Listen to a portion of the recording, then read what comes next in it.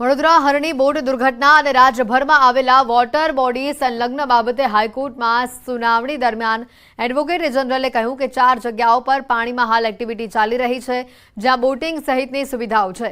રાજ્યમાં કુલ 42 water body છે, જેમાં માત્ર 4 જગ્યાઓ પર એક્ટિવિટી ચાલી રહી છે। હાઈકોર્ટે રાજ્ય સરકારને સવાલ કરતા કહ્યું હતું કે તમે અમ્યુઝમેન્ટ અને વોટર બોડીઝ માટે નિયમો બનાવવાના હતા, તેનું શું થયું?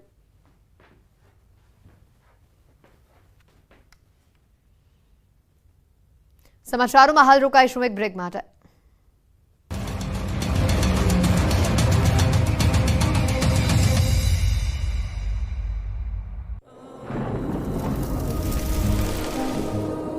જળવાયુ પરિવર્તનનું જોખમ આપણા દરવાજે પહોંચી ગયું છે। હવે જરૂર છે એક મોટા ક્રાંતિકારી બદલાવની, અને આનો પ્રારંભ થશે 140 કરોડ ભારતીયોથી। આ ક્રાંતિ શરૂ થશે એક વૃક્ષથી। એક વૃક્ષ માનવતા માટે, એક વૃક્ષ આ ધરતી માતા માટે, એક વૃક્ષ આપણા ભવિષ્ય માટે। પ્રોજેક્ટ વન ટ્રી ન્યૂઝ 18 નેટવર્કની એક મોટી પહેલ। તેના પ્રતિનિધિઓ અને તંત્રના જવાબદાર અધિકારીઓને ઘટતું કરવા અનુરોધ કર્યો છે। મોરબીમાં તસ્કરોનો તરખાટ, 2 પેટ્રોલ પંપમાં કરી ચોરી।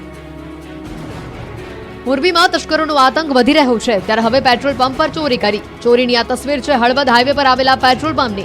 હળવદ તાલુકાના ચરાડવા ગામે ભવાની પેટ્રોલિયમમાં બુકાનીધારી ચોર ત્રાટક્યા। પેટ્રોલ પંપની પાછળની બારી તોડીને અંદર પ્રવેશી રાતના 3 વાગ્યાની આજુબાજુમાં ચોરીનો અંજામ આપ્યો।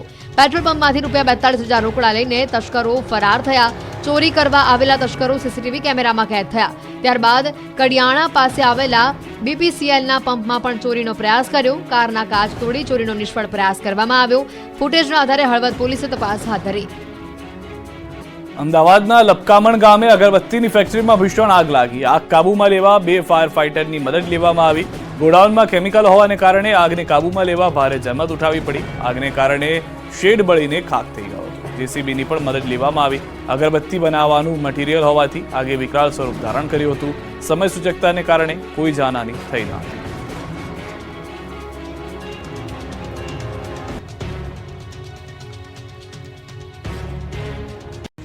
રસ્તા ઉપર જળબંબાકારના દ્રશ્યો છે રાજકોટના ઉપલેટાના। ઉપલેટામાં મેઘરાજાએ સરાસરી બોલાવતા ઉપલેટા પાણી થઈ ગયું।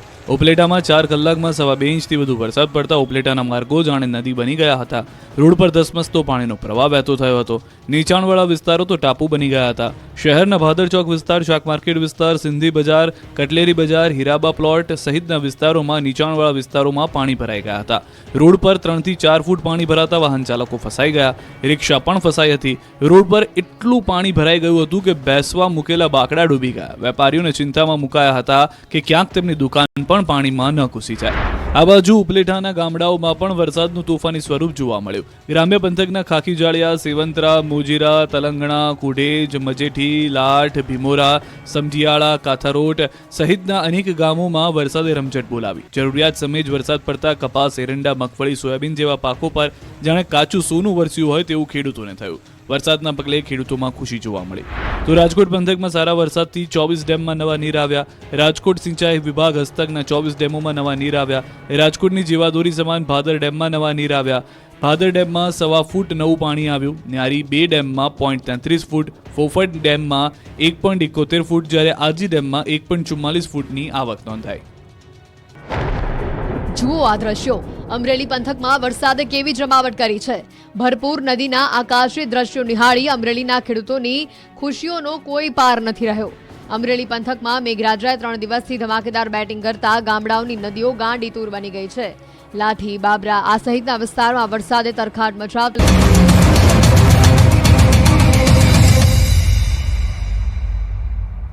બ્રેક બાદ આપનું સ્વાગત છે। અમદાવાદથી મોટા સમાચાર આવી રહ્યા છે। પોલીસની ગાડીમાં બિયર પીતો આરોપી અને જેનો વિડીયો વાયરલ થયો છે।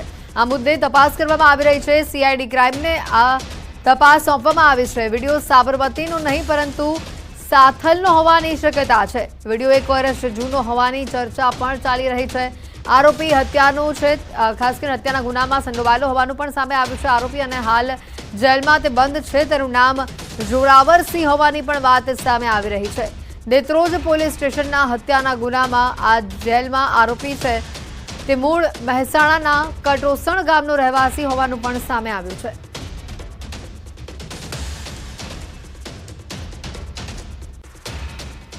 આણંદના તારાપુરમાં વ્યાજખોરોનો આતંક યથાવત જોવા મળી રહ્યું છે. વ્યાજના પૈસા લેવા વ્યાજખોરો હથિયાર લઈ ઘરમાં ઘૂસ્યા. ઘરના દરવાજે લાકડીઓ મારી બેફામ ગાળો આપી હતી. ખેડા જિલ્લાના રઢુ ગામના રાજુભાઈ ભરવાડે તારાપુરના રહેણાંક વિસ્તારમાં આવી આતંક મચાવ્યો હતો. સમગ્ર ઘટનાના દ્રશ્યો સીસીટીવીમાં કેદ થયા હતા. આ વ્યાજખોર ઇસમો સામે અગાઉ પણ તારાપુર પોલીસ મથકે ફરિયાદ નોંધાવાઈ હોવા છતાં તારાપુર પોલીસે કોઈ કાર્યવાહી કરી નથી. આણંદના આ દ્રશ્યો સામે આવે છે જ્યાં તારાપુરમાં વ્યાજખોરોનો આતંક સામે આવી રહ્યું છે. અગાઉ પણ આ વ્યાજખોરો સામે ફરિયાદ દાખલ કરાઈ છે, પરંતુ છતાં પોલીસ તરફથી કોઈ કાર્યવાહી ન કરવામાં આવી હોવાનું સામે આવ્યું છે. ઘરના દરવાજે લાગેલા સીસીટીવીમાં દ્રશ્યો કેદ થયા છે. તો આ તરફ જૂનાગઢ કૃષિ યુનિવર્સિટીમાં દીપડો ઘૂસ્યો હોવાના સમાચાર આવી રહ્યા છે. એન્જિનિયરિંગ વિભાગમાં આ દીપડો ઘૂસી આવ્યો. વહેલી સવારે ઓફિસ ખોલવામાં આવતા દીપડો નજરે પડ્યો. દીપડાને જોઈ કૃષિ યુનિવર્સિટીના કેમ્પસમાં ફફડાટ ફેલાયો. વન વિભાગની ટીમને જાણ કરવામાં આવતા 2 કલાક બાદ ટીમ પહોંચી. સદનસીબે દીપડાને પકડવામાં સફળતા હાથ લાગી છે. વન વિભાગના અધિકારીને ફોન કર્યા બાદ 2 કલાકે અધિકારી પહોંચ્યા હતા. ઘટના સ્થળે આટલી ગંભીર બેદરકારી દાખવતા કૃષિ યુનિવર્સિટીના કેમ્પસમાં લોકોના જીવ તાળવે ચોંટ્યા હતા. હાલ દીપડાને પકડી વન વિભાગ દ્વારા શકરબાગ ઝૂ ખાતે મોકલી દેવામાં આવ્યો છે. દીપડો અવારનવાર આવા વિસ્તારોમાં આવી ચડે છે. કૃષિ યુનિવર્સિટીના કેમ્પસમાં પણ દીપડા દેખાતા હોવાની સમસ્યા અગાઉ પણ સામે આવી ચૂકી છે.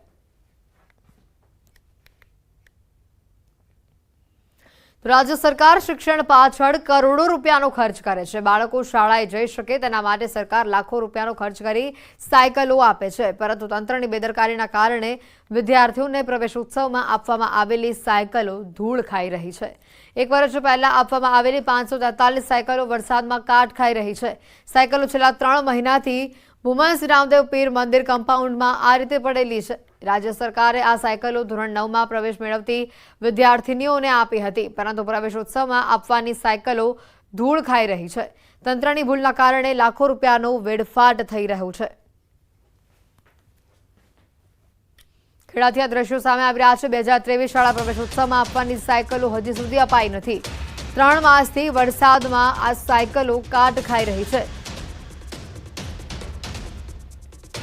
ગુજરાત સરકાર દ્વારા વિદ્યાર્થીનીઓ આગળ પોતાનો અભ્યાસ કરે તે હેતુસર કન્યા કેળવણી મહોત્સવ તેમજ શાળા પ્રવેશોત્સવ દરમિયાન ધોરણ 9માં અભ્યાસ કરતી વિદ્યાર્થીઓને સાયકલ આપવામાં આવતી હોય છે. આ સાયકલો તમે જોઈ રહ્યા છો. આ સાયકલો ના કોઈ ગોડાઉન કે ના કોઈ અન્ય, પરંતુ ડાકોરથી જે મહેમદાદને જોડતો જે રોડ છે તે રોડ ઉપર આવેલા ભૂમસ ગામ પાસેના બગીચામાં પડી છે. દ્રશ્યો અંદર બતાવીશ. શાળા પ્રવેશોત્સવ 2023માં સાયકલો આપવાની હતી, પરંતુ આ સાયકલો અત્યારે અહીં આગળ ધૂળ ખાઈ રહી છે અને વરસાદમાં કટાઈ રહી છે. મહત્વની વાત કરવામાં આવે તો સરકાર દ્વારા લાખો રૂપિયાના ખર્ચે આ સાયકલોનું વિતરણ કરવામાં આવતું હોય છે, પરંતુ ખેડા જિલ્લાના અધિકારીઓની અનાવડત અને સંકલનના અભાવના કારણે આ પરિસ્થિતિનું નિર્માણ થયું છે. તમે જે સાયકલો જોઈ રહ્યા છો તે સાયકલની અંદર જે પ્રકારે જોઈ શકાય છે કે સાયકલો અત્યારે માટીની અંદર ધૂળ ખાઈ રહી છે અને ક્યાંક ને ક્યાંક આ સાયકલો છે તે કાટ ખાઈને ખરાબ થઈ રહી છે. જો આ સાયકલો વિદ્યાર્થીઓને સમયસર આપવામાં આવ્યું હોત તો તેઓને અભ્યાસ માટે પણ જે મુશ્કેલી પડે છે આવવા જવા માટે તેનો સમસ્યાનો હલ થયો હોત, પરંતુ અધિકારીઓના અનાવડતના કારણે આ સાયકલો ત્યાં ધૂળ કરી છે. મહત્વની વાત કરવામાં આવે તો ખેડા જિલ્લાના અન્ય તાલુકામાં ઠાસરા તાલુકામાં પણ વનોતી ગામે વર્ષ 2015થી પણ ત્યાં આગળ સાયકલો ધૂળ ખાઈ રહેવાનું સામે આવ્યું છે. હવે જોવું રહ્યું છે કે તંત્રના અધિકારીઓ ક્યારે જાગે છે અને આ બાબતે સાયકલો મળે તે માટે કાર્યવાહી કરે છે. ઉમંગ પટેલ, ન્યૂઝ 18 ગુજરાતી, ભૂમસ, ખેડા. છોટાઉદેપુરના નસવાડીમાં પેટ્રોલ પંપના માલિકોએ ડ્રાઈવરને ઢોર માર માર્યો હોવાનો કિસ્સો પ્રકાશમાં આવ્યો છે. ટેન્કરના ડ્રાઈવરે ડીઝલની ચોરી કરતા 3 દિવસ તેઓને ગોંધી રાખી ઢોર માર મારવામાં આવ્યો. ડ્રાઈવર ઉપર પેશાબ કરી અપમાનિત કર્યાનો પણ આરોપ છે. ધારાસભ્ય સહિત મોટી સંખ્યામાં ગામ લોકો પોલીસ મથકે પહોંચ્યા. રાત્રે પોલીસ સ્ટેશનમાં હોબાળો થતા ફરિયાદ નોંધાઈ છે. 4 શખ્સો સામે ફરિયાદ દાખલ કરવામાં આવી છે. સુરતની લાઇબ્રેન્ટ ડાયમંડ કંપની દ્વારા નરેન્દ્ર મોદીની ફોટોવાળી ડાયમંડની ખાસ કરીને મૂર્તિ તૈયાર કરવામાં આવી છે. 20 જેટલા કારીગરો દ્વારા 25 દિવસની મહેનત બાદ 8 કેરેટનું આ જે ડાયમંડ છે તે તૈયાર કરવામાં આવ્યો છે. ડાયમંડ તૈયાર કરતા ફરી 3 વખત આ ડાયમંડ બ્રેક થઈ ગયો હતો. કાચું ડાયમંડ 5 લાખનું હતું, પરંતુ તૈયાર થયા બાદ તેની કિંમત અમૂલ્ય થઈ છે.